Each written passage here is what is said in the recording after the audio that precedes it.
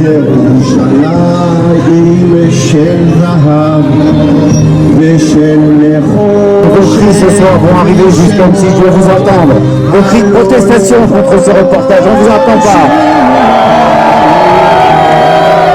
Oui, c'est un militant. J'appelle tout de suite un militant, s'il en est, représentant de l'organisation Siona, notre ami Roger Pinto, le président historique. On peut l'applaudir très très fort, Roger, qui est sur tous les combats du peuple juif d'Israël et de la communauté.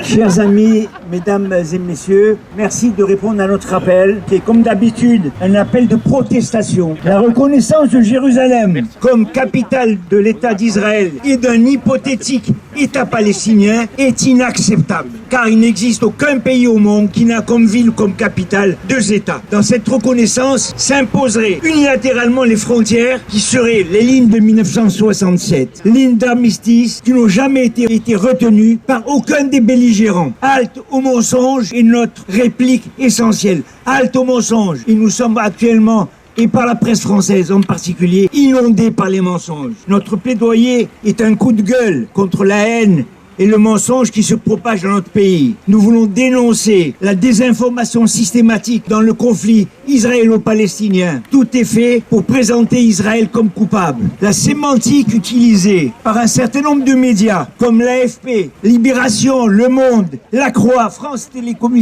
Télévisions, Canal+, et combien d'autres encore, et maintenant M6, qui est utilisé comme un instrument pour diaboliser Israël. Bien entendu, Jérusalem est devenu le centre de cette diabolisation où M6 et son indigne représentant, Bernard de la Villardière, se sont saisis pour développer une désinformation systématique du conflit israélo-palestinien. Ce triste individu a manifesté tout au long de son plaidoyer, et vous le savez comme moi, comme nous, qu'il a duré 2 heures, une névrose anti-israélienne à travers une compassion obsessionnelle pour les Palestiniens. Il faudrait lui rappeler que la revendication des Palestiniens n'a aucune antériorité historique, aussi bien pour la Cisjordanie que pour Jérusalem. Jérusalem est réunifiée sous la souveraineté entière d'Israël. En 1980, faudrait-il le rappeler, la Knesset a adopté la loi fondamentale qui fait de Jérusalem la capitale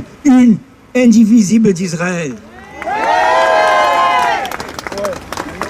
Nous n'hésitons pas à le dire, à le répéter, à le crier incessamment. Nous en avons assez. Nous en avons assez. On assiste en France et en Europe à un effroyable encouragement à la détestation d'Israël. La communauté nationale est malheureusement et trop souvent silencieuse. Nous dénonçons aujourd'hui, et plus qu'hier, les mensonges et les mystifications de la presse nationale, dont l'ignoble AFP a largement pris la tête et qui est aujourd'hui suivi par M6 dans son discours de haine anti-israélienne. Ne nous méprenons pas. La haine anti-israélienne est enfin une haine vis-à-vis des Juifs. Jérusalem n'a jamais été une ville sainte pour l'islam. Et cette vérité, il faut la rappeler. Jérusalem n'a jamais été une ville sainte pour l'islam. Cette folle affirmation ne date que depuis les années 1970, la fin des années 70, quand les pays arabes ont compris qu'ils n'arriveraient pas à détruire l'État d'Israël.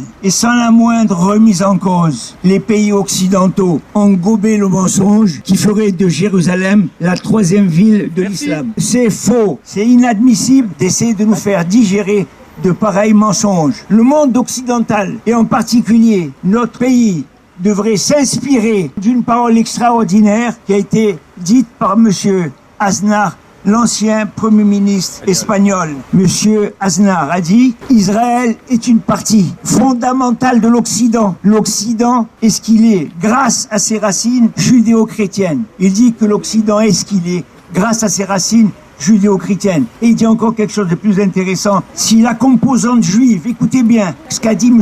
Aznar, si la composante juive de ses racines est reniée et qu'Israël a perdu, alors nous avons tous perdu. Et il a ajouté aussi, si Israël tombe, nous tomberons tous. Exact. Mes chers amis, Jérusalem est pour nous la capitale indéfectible d'Israël et la centralité spirituelle du peuple juif. Pour Israël et pour Jérusalem, nous n'arrêterons jamais notre combat. Merci Roger Pinto. ושל נחושת ושל אור, הלא לכל שירייך אני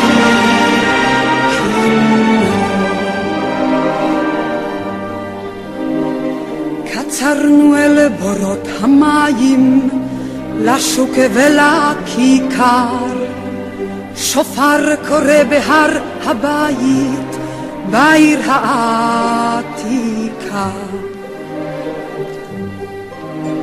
במערות אשר בסלע, אלפי שמשות צורחות, נשוב נרד אל ים המלח, בדרך יש